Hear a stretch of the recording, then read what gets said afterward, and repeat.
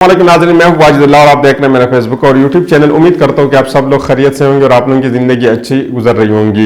Election का तबल बच चुका है। इमरान खान साहब ने जेल से बहुत अहम पैगाम पहुंचाया। इस पैगाम में बहुत बड़ा जान भी है और बहुत ज़्यादा ताकतवर भी है और इसमें बहुत ज़्यादा एनर्जी भी है। उन्होंने दो टोक अल्फाज में वाज़ेह कर दिया है कि पाकिस्तान के अवाम, पाकिस्तान तहरीक इंसाफ के वोटर, पाकिस्तान तहरीक इंसाफ के सपोर्टर, तमाम लोग जो ना 8 फरवरी की तैयारी पकड़ लें और 8 फरवरी को आपने निकलने और इलेक्शन में हिस्सा लेना है। उन्होंने कहा कि 8 फरवरी को मैदान किसी भी सूरत में खाली नहीं छोड़ना। हर सूरत और हर सीट के ऊपर आप इलेक्शन लड़ेंगे। हर सीट पर पाकिस्तान तहरीक इंसाफ अपना ही उम्मीदवार खड़ा करेगा और कोई भी सीट अपने मुखालिफिन के लिए खाली नहीं छोड़ी जाएगी। मजीद एक खबर जो मार्केट में चल रही है या मार्केट में गर्दिश कर रही है, इसके हवाले से हम कोशिश कर रहे हैं कि कहीं ना कहीं से हम मालूमात लेके फिर आपको बता दें कि अडियाला जेल में लाइट क्यों ऑफ की गई थी। अडियाला जेल में नहीं, अडियाला जेल इनका सेंटर था, लेकिन इसके मुजाफात में भी कुछ देर तक जो है ये लाइट नहीं थी। आया वहां पे कुछ मीटिंग हो रही थी या क्या कुछ हुआ था, हम कोशिश करेंगे कि अगर अगली वीडियो तक हमें पता चल जाए तो अगली वीडियो में ये मालूमात आप लोगों के साथ लाजमी शेयर करेंगे। आगे चलते हैं इमरान खान साहब की तरफ। इमरान खान साहब के लिए एक अच्छी खबर बिला आखिर आ गई है और ये सिर्फ इमरान खान साहब के लिए नहीं है बल्कि असद उमर साहब के लिए भी है। 25 मई के फसाद की जिम्मेदारी इमरान खान साहब और असद उमर साहब के ऊपर डाली गई थी। असद उमर साहब और इमरान खान साहब को इस केस में बरी कर दिया गया है। ये इमरान खान के लिए पहला रिलीफ आप समझ सकते हैं कि ये इमरान खान साहब के लिए अच्छी खबर आई है। शेर अफजल मरवत साहब के हवाले से अगर हम बता दें तो शेर अफजल मरवत साहब को भी रिहा कर दिया गया है और ये कल रात इनको यानी मगरिब के बाद इनको रिहा किया गया है। शेर अफजल मरवत साहब पंजाब में आए थे और पंजाब में वो क्यों गए थे, क्योंकि वो वहाँ पे वर्कर कन्वेंशन में हिताब करना चाह रहे थे। वो पंजाब में पाकिस्तान तहरीक इंसाफ को मोबिलाइज करना चाहते, वहाँ पे जलसे करने चाह रहे थे। तो इनके ऊपर 3 MPO का केस करके या इनको 3 MPO के तहत जो है ना उनको गिरफ्तार कर लिया गया था और फिर इसके बाद जो उनको कोट लखपत जेल में मुंतकिल कर दिया गया था। लेकिन कल लाहौर हाई कोर्ट के हुक्म पर उनको रिहा कर दिया गया था और इसकी मजम्मत वकला बरादरी ने भी की थी। यानी सारे वकीलों ने इसकी मजम्मत की थी। इसके साथ एक बुरी खबर है, वो बुरी खबर जो है खतीजा शाह साहिबा के हवाले से कि वो बहुत ज़्यादा तकलीफ में है और आपके इल्म में भी है कि सर्दी में जो है ना जेल के अंदर वक्त गुजारना बहुत ज़्यादा मुश्किल होता है और फिर जो है ना खातून को जो है ना जेल के अंदर वक्त गुजारना बहुत ज़्यादा मुश्किल होता है और अदालत मुसलसल इनकी ज़मानत दे रही है लेकिन इसके अहकामात नहीं सुन रहे हैं और फिर भी इनको एक केस से निकाल के दूसरा केस इनके ऊपर डाल रहे हैं और अभी जो इनके खिलाफ इंक्वायरी चल रही है, इसी में वो जो है ना जेल के अंदर है। फिर आगे चलते हैं। इलेक्शन कमीशन जो है वो कोशिश कर रही है कि वो अपनी मर्जी के मुताबिक इलेक्शन करा दें और वो किसी भी हालात में इस मूड में नहीं कि वो साफ और शिफाफ इलेक्शन कराए, बल्कि वो जाते उम्रा के साथ मिल करके जो है ना दामली करके इलेक्शन कराना चाहते हैं। वो बाकी पार्टियों के साथ कुछ ना कुछ वो जो है ना राब्ते में है माँ सिवाय पाकिस्तान तहरीक इंसाफ के। पाकिस्तान तहरीक इंसाफ के साथ इनका कुछ किसी किस्म का जो है ना राब्ता नहीं है। वो जो भी कोई कदम उठाते हैं तो वो PTI यानी पाकिस्तान तहरीक इंसाफ के खिलाफ ही होता है।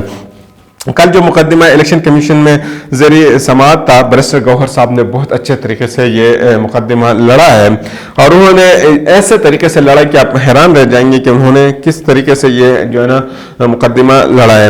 उन्होंने कहा कि दरख्वास्त गुजार अजनबी लोग हैं, पाकिस्तान तहरीक इंसाफ के मेंबर भी नहीं है और न इनके पास मेंबरशिप का कार्ड है। अगर मेंबरशिप का कार्ड ये कहीं से ले भी आते हैं तो ये इलेक्शन नहीं लड़ सकते, ये लोग इलेक्शन नहीं लड़ सकते। हमारे पास हमारा वोटर का जो है बिल्कुल रजिस्टर डेटा मौजूद है और वो उन्होंने चैलेंज भी किया कि ये पाकिस्तान की वाहिद पार्टी है कि उनके पास इनके वोटर का डेटा भी मौजूद है। इलेक्शन कमीशन ऑफ पाकिस्तान बता रहे कि मैं जानिबदार हूँ, मुझसे किसी किस्म की खैर की तवक्को न रखी जाए। साफ और शिफाफ इलेक्शन कराने के लिए हम बिल्कुल तैयार नहीं हैं। वो मुसलसल यही पैगाम पहुंचा रहे हैं और इलेक्शन कमीशन ने मजीद 40 सवालात पूछे हैं। दरख्वास्त गुजार को पता ही नहीं है कि वो किस मुकदमे में आए हैं क्योंकि उनको भेजा गया है। आप मेरिट पे नहीं बल्कि आप ज़ाती रंजिश पर ये मुकदमा देख रहे हैं, ये बैरिस्टर गौहर साहब ने कहा है। लेकिन इसी के साथ अच्छी खबरें भी आती है क्योंकि एक साइड पे अगर आपके लिए बुरी खबरें आती है तो इसी के साथ साथ अच्छी खबरें भी आपके साथ आती है। अगर इसी के साथ अगर हम देख ले तो नादरा भी अपनी कोशिश कर रही है, जिस तरीके से इलेक्शन कमीशन कर रहा है तो इसी के साथ नादरा भी मिली हुई है। لیکن اسی کے ان سب چیزوں کے باوجود پشاور ہائی کورٹ سے بہت زیادہ اچھا پیغام آیا ہے اور بہت جاندار پیغام آیا ہے. وہ بار بار خبردار بھی کر رہا ہے اور وہ کہتا ہے کہ فی الوقت کسی کے دباؤ میں وہ نہیں آ رہے, یعنی chief justice Peshawar high court وہ کسی کے دباؤ میں نہیں آ رہے. کل انہوں نے ڈی آر اوز کو آفیسر ریٹرننگ آفیسر لگانے پر انہوں نے سماعت کی. چیف جسٹس صاحب نے کہا کہ الیکشن کمیشن نے 1 جولائی کو ہائی کورٹ کو خط لکھا اور افسران مانگے. الیکشن کمیشن نے پہلے اے اور بی آپشن کو چھوڑ کر کے سی آپشن کو اپنایا. اب یہ الیکشن کمیشن جو ہے نا سی آپشن سے بی آپشن کی طرف کیسی آئی ہے, یا ان کے پاس کیا ہے کہ وہ جو ہے نا اب بیک پہ آ چکے ہیں. بلوچستان ہائی کورٹ نے تو کہا تھا کہ ہم الیکشن کے لیے عملہ تو دیتے ہیں, ان سے مشاورت ہوئی. الیکشن کمیشن آف پاکستان بدترین قسم کی غلط بیانیاں بھی ساتھ ساتھ کر رہی ہے, کیونکہ انہوں نے جو ہے نا سپریم کورٹ میں بھی بہت زیادہ غلط بیانی کی تھی. وہاں پہ تقریباً 7-8 جھوٹ بولے تھے, بعد میں وہ پکڑے گئے تھے کہ یہ جھوٹ انہوں نے بولے. وہاں پہ بلوچستان ہائی کورٹ نے تو پہلے ہی کہا تھا کہ ہم افسران دینے کے لیے تیار ہے. لاہور ہائی کورٹ نے کہا تھا کہ آپ پہلے الیکشن شیڈول لائے پھر ہم عملہ دیتے ہیں, لیکن وہ وہاں پہ نہیں گئے تھے کیونکہ ان کا مقصد تھا اے سی اور ڈی سی یعنی سول انتظامیہ سے وہ الیکشن کرانا چاہتے ہیں. الیکشن کمیشن کے وکیل نے بلوچستان ہائی کورٹ سے افسران مانگے تھے. انہوں نے یہ الیکشن کمیشن کے وکیل نے کہا تھا کہ ہم نے پہلے وہاں سے مانگے تھے, پھر انہوں نے انکار کر دیا تھا. چیف جسٹس محمد ابراہیم صاحب نے کہا تھا کہ خیبر پختونخوا میں 700 سے زائد 3 MPOs کے آرڈر جاری کیے گئے ہیں. پنجاب میں تقریباً 3500 کے قریب جو ہے نا 3 MPOs کے آرڈر جاری کر دیے گئے ہیں. 147 بار پاکستان خیبر پختونخوا میں 3 MPOs کے آرڈر جاری کیے گئے ہیں. 24 اضلاع کے ڈپٹی کمشنر صاحبان اس توقع میں بیٹھے رہے کہ ایک پارٹی کے لوگوں کو وہ گرفتار کریں گے اور ان کو 3 MPOs کے آرڈر کے تحت جو ہے نا وہ ان کو گرفتار کریں گے.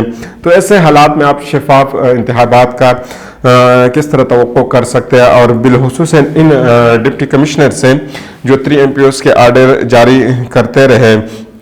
اب اس بات کی آپ کے پاس کیا گارنٹی ہے کہ اب وہ جو ڈپٹی کمشنرز ہیں وہ تبدیل ہو جائیں گے؟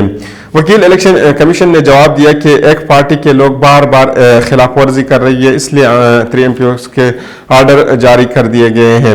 سپریم کورٹ کو الیکشن پر باقاعدہ اعتماد ہے. یعنی انہوں نے وہاں پہ Lahore high court Peshawar high court کو بھی بہت زیادہ نیچے دکھانے کی کوشش کی کہ جو پاکستان کا جو سپریم کورٹ ہے وہ ہمارے اوپر جو ہے نا اعتماد کر رہے ہیں کہ ہم اچھے طریقے سے الیکشن کر رہے ہیں, لیکن آپ کہتے ہیں کہ یہ الیکشن جو ہے نا نہیں ہو سکتا.